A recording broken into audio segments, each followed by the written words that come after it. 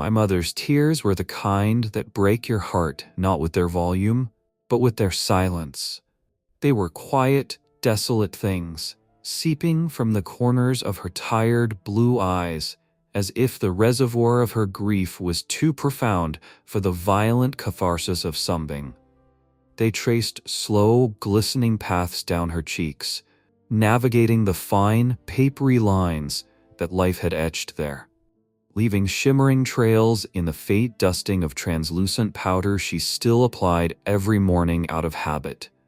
We were sitting at the round oak table in her kitchen, a piece of furniture that was less an object and more a sacred text, its surface scarred with the history of our family. It was the table where my father, before the cancer had stolen him from us, would sit for hours with the Sunday Times, the rustle of the broadsheets a comforting weekend soundtrack. It was where I diagrammed sentences and dissected frogs for biology class, where 30 years of birthday cakes had been sliced and served. Now it felt like a funeral bier, and the ghost at the head of the table was not my father, but my mother's hope. The silence in the sun-drenched kitchen was a physical weight, thick with unspoken shame and the echoing memory of my father's booming laughter. "He's gone, Michael," she finally whispered, her voice a fragile, brittle thing, like the last autumn leaf clinging to a branch. "The whole profile is just gone. It says the user doesn't exist. The emails bounce back now. Address not found. The phone number, it just makes a strange clicking sound. It's all just vanished." He was a man named David Anderson, or so he called himself, a handsome, silver-haired oil rig engineer in his early 60s, his profile picture showing a man with kind, crinkly eyes and a warm, trustworthy smile. Posing on a boat with a vast, blue ocean behind him, he was supposedly on a 6-month contract, working on a deep-sea platform in the Gulf of Mexico, a detail that was both romantic and conveniently prohibitive. My mother, Eleanor, a widow for 2 achingly lonely years, had met him on a dating site called Silver Linings, a place that promised a second chapter for those whose stories had been tragically interrupted. For the last 6 months, David had been the sun around which her entire world revolved. He was the first person she spoke of when I called in the morning, and the subject of her last, hopeful text to me at night. He had meticulously, expertly, filled the cavernous, echoing void that my father's death had left in her life. His digital courtship was a masterpiece of the form, a constant, intoxicating IV drip of affection and validation, loving, poetic emails filled with descriptions of the lonely sea and his longing for her, flattering, flirtatious text messages that would make her blush like a teenager, and long, late-night phone calls where his voice, she had told me with a dreamy sigh, was like warm honey, a low, comforting baritone with a faint, unplaceable accent. I had been happy for her, desperately, genuinely happy. After 2 years of watching her navigate the gray, muted landscape of widowhood, it was a miracle to hear the real, joyful laughter return to her voice, to see a genuine spark of light in her eyes again. But a part of me, the part that worked in cybersecurity, the part that understood the dark, deceptive architecture of the internet, had been perpetually, quietly wary. The narrative was a little too perfect, the romance a little too cinematic, and the excuses for never ever being able to video chat were a little too convenient. The satellite connection on the rig was always unstable. The camera on his laptop was broken. He was painfully shy about his appearance on video. "Mom," I said, my voice a gentle counterpoint to the alarm bells screaming in my head. I reached across the table, my hand covering hers. Her skin was cold. "Tell me everything, from the very beginning. Don't leave anything out." And so the story came out, not in a rush, but in a slow, painful, halting trickle of words, punctuated by her quiet, hiccuping sobs. The whole sordid, heartbreaking, and masterfully executed scam. After 2 months of relentless, intoxicating courtship, after he had successfully built a foundation of absolute trust and deep emotional dependency, the emergencies had begun. They were small at first. His credit card had been unexpectedly frozen due to an international banking glitch, and he needed a few $1,000s to tide him over until it was sorted. He was so embarrassed, so apologetic. She had wired the money without a second thought. Then the crises escalated, each one more dramatic, more urgent, more cleverly designed to prey on her compassion. A critical piece of diagnostic equipment on the rig had broken down, and the entire multi-million-dollar operation was at a standstill. He, David, the indispensable engineer, needed to buy a replacement part immediately from a specialized supplier, a transaction he couldn't make from his remote location. He was the only one who could save the day, and she, his angel, was the only one who could help him. Then came the medical emergency.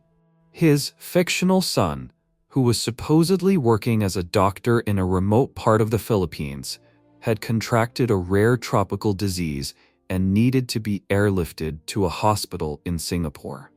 The insurance wouldn't cover it. Time was running out. Each story was a miniature novel of suspense and pathos, complete with supporting documents, forged invoices, fake doctor's letters, official-looking but entirely fraudulent customs forms. Each crisis required my mother, his rock, his only hope in this crazy world, to wire more money. She pushed a thick stack of printed bank statements across the oak table. The paper felt cold, heavy. I looked down, and my vision swam. It was a bloodletting in black and white. Column after column of withdrawals. Wire transfer to a bank in Cyprus. Wire transfer to a holding company in Dubai. Wire transfer to a personal account in Malaysia. A steady, relentless hemorrhaging of funds over a period of 3 devastating months. "Mom," I whispered, my throat so tight it felt like it was closing up. "How much?" She wouldn't meet my eyes. She stared down at her own hands, twisting the simple gold wedding band she still wore, a sacred object that the monster on the other end of the line had so cruelly leveraged. $82,000, she said, her voice cracking, dissolving into a whisper. It was almost everything your father left me. The emergency fund. Our retirement, it's all gone." In that single horrifying moment, the deep, sorrowful grief I felt for her was consumed, incinerated by a sudden volcanic eruption of pure, undiluted rage. This wasn't a simple act of theft. This was a soul murder. A faceless, nameless predator had systematically dismantled my mother's emotional defenses, exploited her profound loneliness, and then, with a surgeon's precision, had gutted her of her security and her dignity. It was a desecration of my father's memory, a violation of the safe, secure world he had spent his entire life building for her. I gripped her cold hand, my own shaking with a fury so potent it felt like a live wire. "No," I said, my voice a low, hard, and utterly sincere promise. "It is not all gone. I am going to get it back, and I am going to find who did this to you." Our first stop, the next morning, was the local police precinct. We sat in small, sterile interview room that smelled of stale coffee and disinfectant.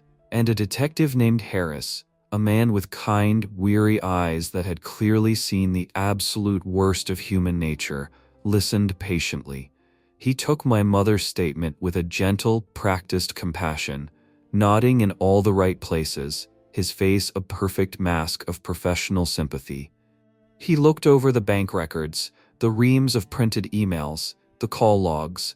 Then he leaned back in his squeaky chair and gave us the speech I knew was coming. the one that he had clearly delivered 100 times before to 100 other shattered victims. "Ma'am, Mrs. Thorne, I am so deeply sorry that this has happened to you," he said, his voice soft. "But you have to understand the nature of what we're dealing with. These are not amateurs. These are sophisticated international criminal syndicates. They operate from countries with lax banking laws and non-extradition treaties. They use a complex web of shell corporations, money mules, and untraceable accounts. They bounce their digital signals off satellites and proxy servers in a dozen different countries in the blink of an eye. Finding them, it's like trying to find one specific grain of sand on all the beaches of the world." He sighed, the sound heavy with the weight of his own impotence. "We will file the report. We'll forward it to the FBI's cybercrime division. We will do everything by the book. But I have to be honest with you. The chances of recovering this money, they're as close to zero as you can get."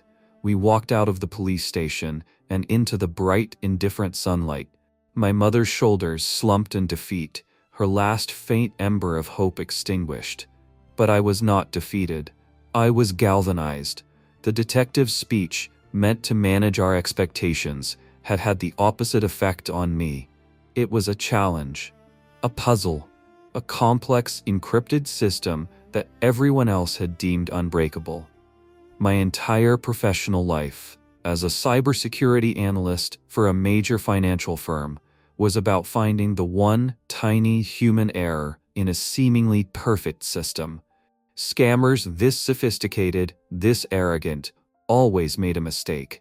A single, lazy keystroke, a forgotten protocol, a moment of overconfidence, and I was going to dedicate every waking hour of my life to finding it. My small, quiet apartment transformed into a frenetic, obsessive war room. I dedicated an entire wall to the scam, a chaotic but meticulously organized mural of a crime. I pinned up every email, every bank statement, every phone number. I created a vast, sprawling flowchart, a visual representation of the web of deceit, with lines of red yarn connecting the fake names, the offshore accounts, the burner phones. It was, as Detective Harris had promised, a masterpiece of obfuscation. The scammer or scammers had used encrypted, self-deleting email services. They had spoofed phone numbers. They had routed their IP addresses through a dizzying, global network of VPNs and proxy servers. A digital shell game that made their true location virtually untraceable. For weeks, I fell down one digital rabbit hole after another. I spent my nights fueled by coffee and rage, chasing digital ghosts from Estonia to Brazil to Singapore. Each lead would seem promising, only to dissolve into another dead end, another anonymous server, another shell company that had been created and dissolved in the space of a few hours. Meanwhile, my mother sank deeper into a silent, isolating depression. The financial loss was devastating, but it was the shame that was truly destroying her. The shame of being fooled, of being so gullible, of having her deepest, most vulnerable emotions used as a weapon against her. She stopped answering the phone, stopped leaving the house. The vibrant, loving woman I knew was fading, being replaced by a ghost haunted by the memory of a man who had never existed. The breakthrough, when it finally came, was almost imperceptible. A single, tiny, anomalous data point in a mountain of digital noise. I was running a deep forensic analysis on the metadata of one of the very first emails David had ever sent. A simple, charming hello from the earliest days of the scam. And buried deep within the headers, I found it, a single data packet, one of thousands, that had, for less than a millisecond, failed to properly route through the elaborate VPN tunnel. For one fleeting, almost immeasurable instant, the scammer's true, unmasked IP address had been logged by the email server before being corrected. It was a 1 in a million digital hiccup, A mistake so small, so fleeting, that any automated security system, and indeed any human, would have missed it. But my custom-written diagnostic script had flagged it. My heart hammered against my ribs. A frantic, hopeful drumbeat. This was it. The human error. I copied the IP address and ran it through a geolocation trace, my breath held, expecting the result to point to a server farm in Lagos or an internet cafe in Bucharest. Instead, the result that flashed onto my screen made the blood in my veins turn to ice. The IP address, 198.147.212.42, was registered to the Westbrook Public Library. The library was less than 2 miles from my mother's house. The library where I had learned to read, where I had spent countless rainy Saturday afternoons of my childhood, lost in the stacks. The monster wasn't in a far-off country. The monster was here, in our town, breathing our air. The IP address was a bombshell, but it wasn't proof. It was a location, not a person. I needed to know who was sitting at that computer. I hired a lawyer, and after a week of tense, frustrating negotiations with the town's legal department, we secured a court order, compelling the library to turn over its security camera footage from the specific date and time of the login. Tuesday, April 14th, at 2:32 p.m.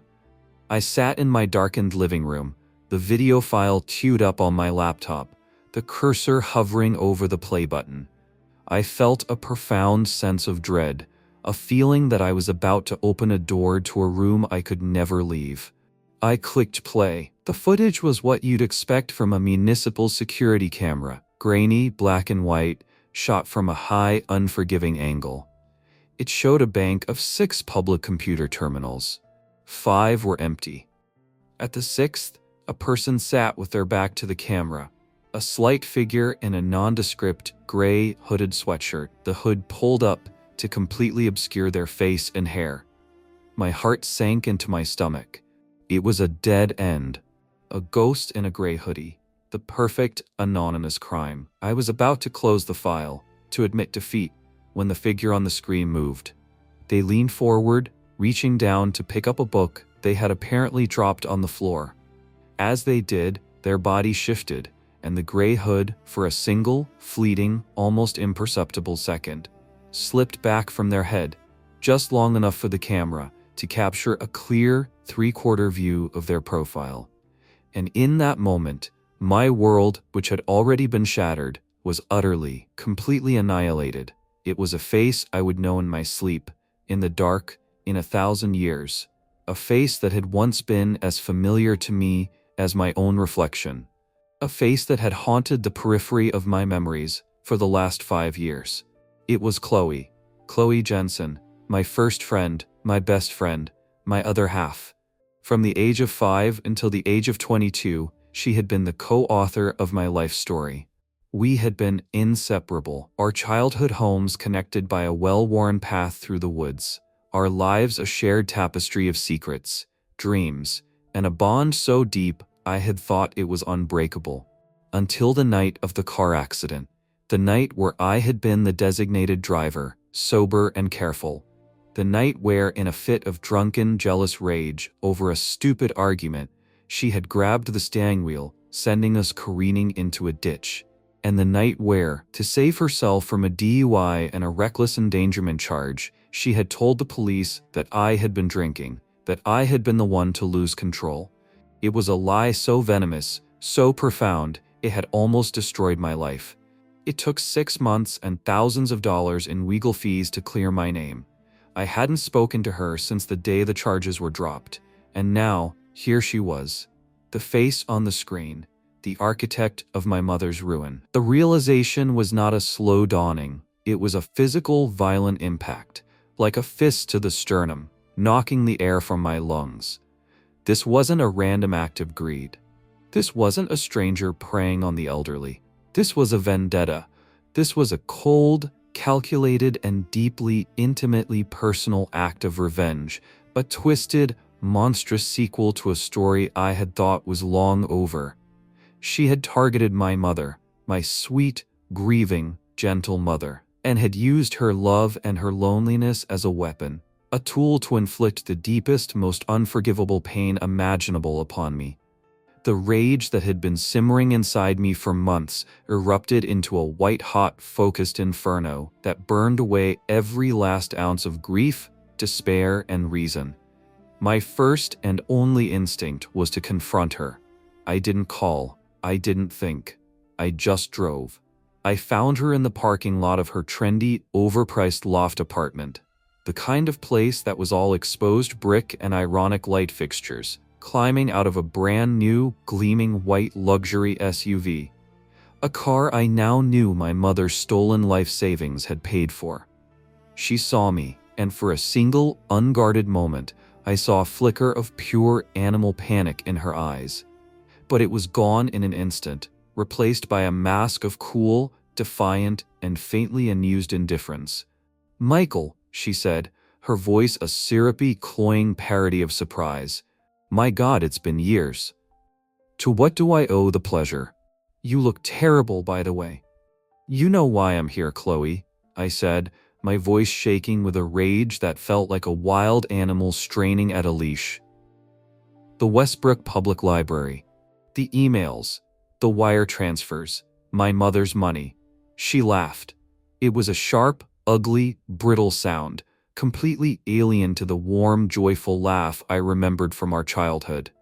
"I literally have no idea what you're talking about," she said, popping the trunk of her car.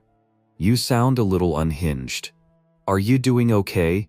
You should really take better care of yourself." It was her signature move, the one she had used on me 100 times in our youth, the one she had perfected during the accident investigation. Deflect, deny, and then question my sanity. I told her I had the footage. I told her I had the IP address. She just shrugged, pulling a designer shopping bag from her trunk. Grainy footage of someone in a hoodie? An IP address from a public computer that dozens of people use every day? "Please," she sneered, her eyes cold and hard as river stones. "You have nothing, Michael. Absolutely nothing. And you know it." She slammed the trunk shut and leaned in close, her voice dropping to a venomous whisper that was for me and me alone. "You couldn't prove I was lying 5 years ago, and you can't prove a damn thing now. Some families just have a run of bad luck, I guess. It's a shame about your mom. Say hi to her for me." She turned and sauntered away, her hips swaying with a smug, triumphant confidence that made my vision go red at the edges. And the most sickening part of it was that she was right. I had a powerful, damning suspicion, but I didn't have a case.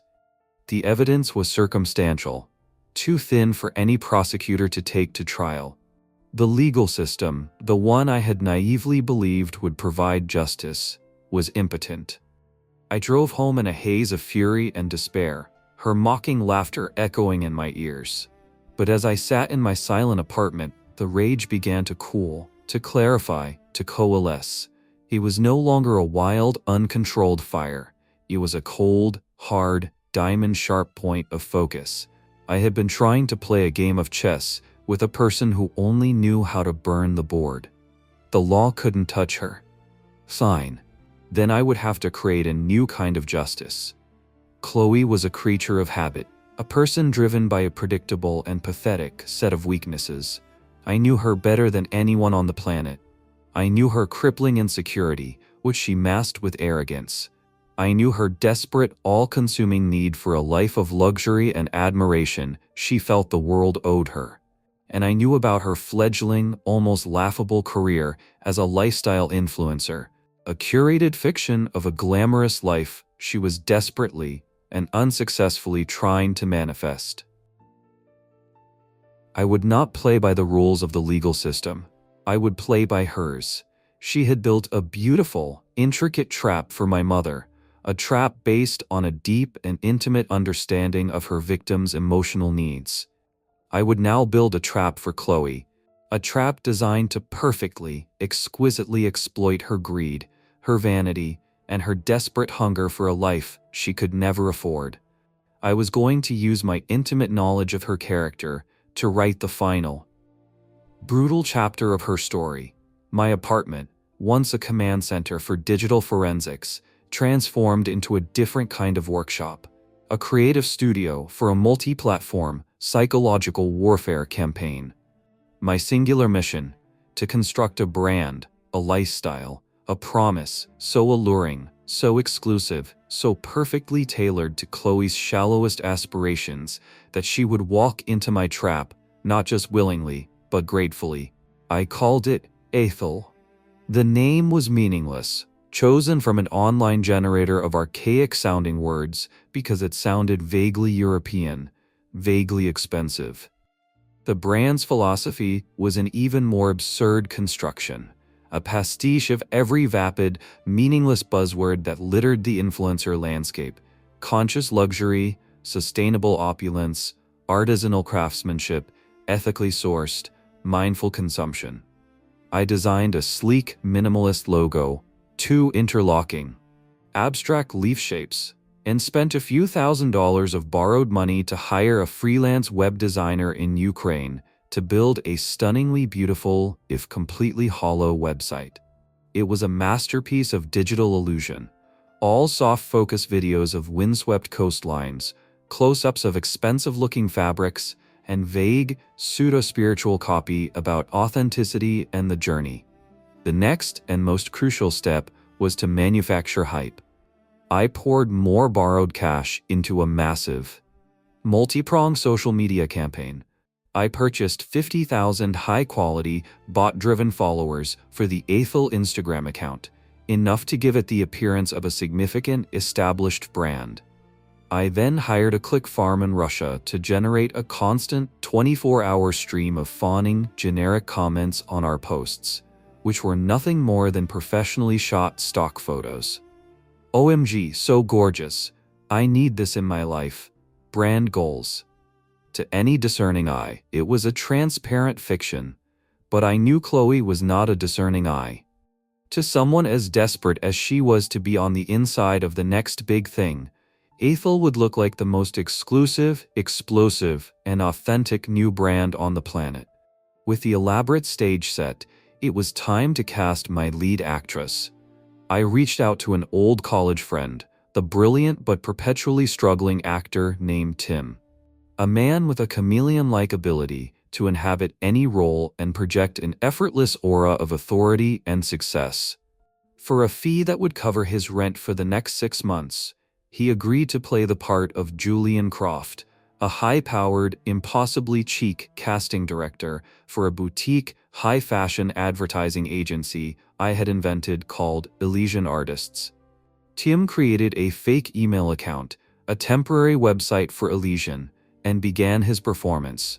The email he sent to Chloe was a work of art, a symphony of carefully calibrated flattery and ego-stroking. It praised her unique, authentic voice, her effortless personal style, and her incredible engagement with her audience, her paltry, non-bot audience of 3,000 followers. It spoke of a new movement in marketing, away from traditional models, and towards real, relatable storytellers. Then it dropped the bombshell. Ethel, the hottest, most exclusive new luxury brand in the world, had been secretly scouting for a new face, a fresh talent to lead their global launch campaign. They had chosen her. The offer was a 1-year, exclusive brand ambassadorship. The fee was a staggering $250,000. Chloe responded within 3 minutes. Her reply was a frantic, barely coherent explosion of excitement, gratitude, and capital letters. She was in, completely and utterly in. Over the next 2 weeks, Tim, in the guise of Julian, led her on a masterful, carefully choreographed dance of seduction. There were long, flattering phone calls where he spoke of her rare potential. There were faked contract negotiations with a fictional legal team. There were tantalizing discussions of a glamorous launch party in Paris and a photo shoot in Bali. Chloe was delirious, drunk on the sudden, spectacular manifestation of all her shallowest dreams. Her Instagram feed became a series of smug, cryptic posts about a massive secret project and her exciting next chapter. She was already performing the part of the global superstar. Then, with the hook set so deeply she could never shake it, I began to reel her in. Tim called her with a final, crucial detail. Ethel, he explained, was a brand built on the concept of partnership and authentic investment. As a sign of her deep personal commitment to the brand and to give her skin in the game, the contract had one final, non-negotiable stipulation. She would be co-launching a special, limited edition Ethel x Chloe signature product, a ridiculously overpriced silk scarf, hand-dyed with ethically sourced botanicals. To fund the initial exclusive production run of this co-branded line, she was required to make a small, one-time investment of her own capital into the brand's central holding company. The amount of that investment? $80,000. It was an audacious, terrifying gamble. I was asking her to part with almost every single cent she had stolen from my mother. But I knew Chloe. I knew the psychology of the scammer. I knew the intoxicating power of a sunk cost fallacy. The thought of losing the $250,000 contract, the fame, the money, the validation, all for a small investment that would surely be paid back 100 times over, would be an unbearable, physically painful prospect for her. Her greed and her ego were the two powerful jaws of the vice I had constructed, and I was about to tighten it until she broke. After a single, excruciatingly tense day of silence, she agreed.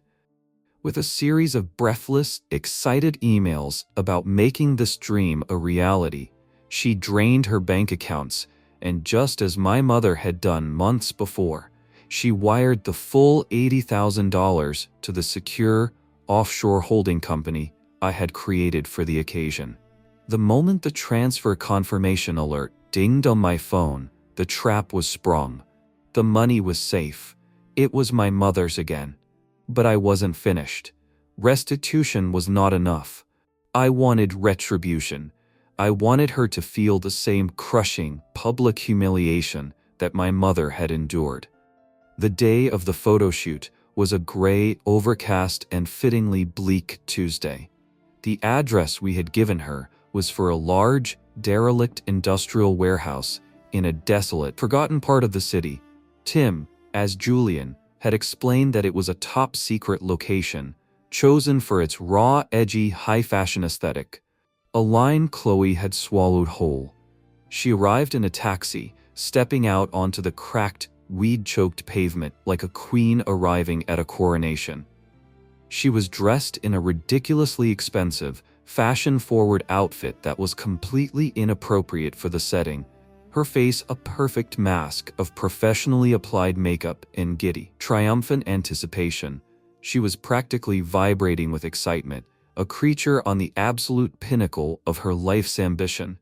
She pushed open the heavy, groaning, corrugated metal door of the warehouse and stepped inside, her eyes wide, expecting to find a bustling, glamorous world of lights, cameras, stylists, and champagne.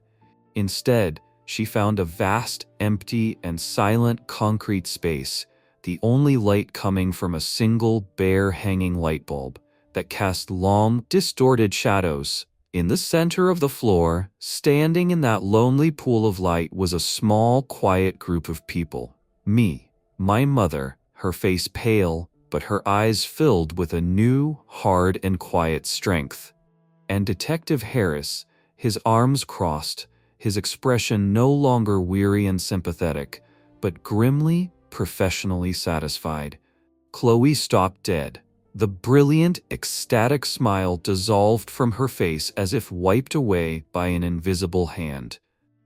Her features contorted into a mask of pure confusion, which then curdled into dawning, horrified realization as her eyes darted from me, to my mother, to the police detective. What is this?" she stammered, her voice a small, terrified thing, all the practiced confidence gone. "Where's the crew? Where's Julian? This is the photo shoot, right?" "There is no Julian," I said, my voice cold and clear. echoing in the cavernous empty space. There is no Ethel. There is no contract. There is no photo shoot.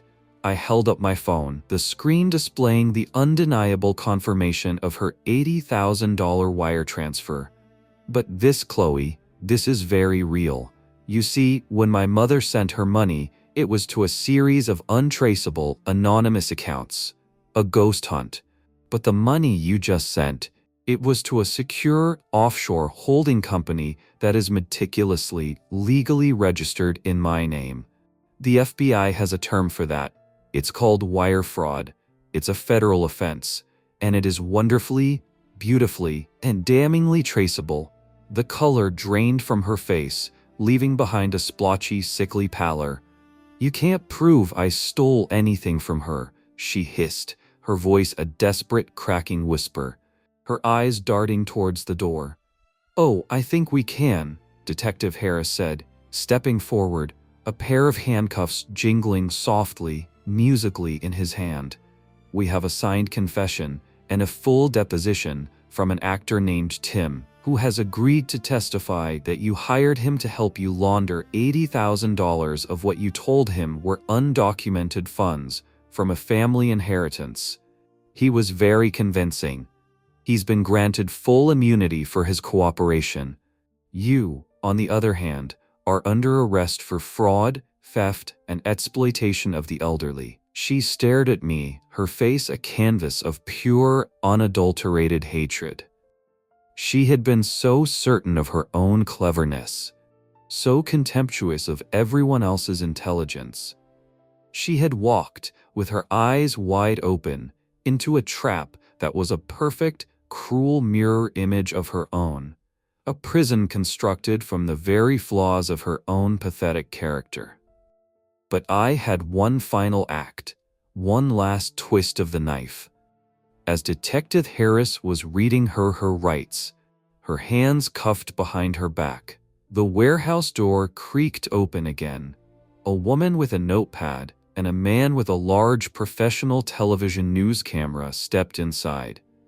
It was a well-known local investigative reporter who hosted a popular weekly segment called Scam Alert. I had been feeding her information for weeks. Chloe Jensen, the reporter asked, her voice bright and professional, the camera's red light blinking on, capturing Chloe's tear-streaked, makeup-smeared face in high definition. I'm doing a story on the dark side of influencer culture and financial accountability. Would you care to comment on the allegations of wire fraud and the systematic targeting of a vulnerable, widowed senior citizen for financial gain? Chloe stared into the camera lens, her carefully constructed world, her fictional life of glamour and success, imploding in a spectacular, public and permanent fireball. Her career as an influencer, the only thing she had ever truly cared about, was not just over. It was a joke, a tragedy, a local news segment that would haunt her for the rest of her life. Her humiliation was now complete, and it was being recorded for the 10 o'clock news. The resolution was not a fairy tale ending. The legal process was a long, grinding, and arduous affair. But the evidence was overwhelming, and Chloe, facing a mountain of federal charges, took a plea deal that included prison time and full financial restitution. The money, every last cent, was returned. My mother didn't throw a party. She didn't celebrate. She simply took the cashier's check from my hand, her own hands trembling slightly, and put it in her purse. The wound Chloe had inflicted was too deep, too personal, to be healed by money alone. But something fundamental had changed between us. A few days after the sentencing, I was at her house, sitting at that same oak kitchen table. She reached across and took my hand, her grip surprisingly strong. She looked at me, really looked at me, for the first time in what felt like years. The shame and vulnerability in her eyes were gone, replaced by a quiet, fierce, and astonishing pride. I never knew you had that in you, Michael, she said, her voice soft but steady. imbued with a new strength. The way you fought for me, the ruthlessness of it all. It was brilliant. I learned from the best, I said, a small, genuine smile finally reaching my own lips. You and Dad taught me to stand up for the people I love, no matter what. The silence that followed was not the heavy, grief-stricken silence of months past. It was a new silence, a comfortable, peaceful one, filled with a new, hard-won and unbreakable understanding. The trust between us, which had been so brutally violated by an outsider, was now stronger, deeper than it had ever been. She had seen me not just as her son, but as her protector, her champion. And I, in turn, had seen her not as a fragile victim, but as a survivor, a woman of incredible strength and resilience. The monster was gone, the money was back, and our family, a tiny, fragile thing of two that had been rocked by a hurricane of deceit, had survived. We were both scarred, but we were whole. And in the quiet of my mother's sun-drenched kitchen, we began the slow, difficult, but beautiful process of healing together.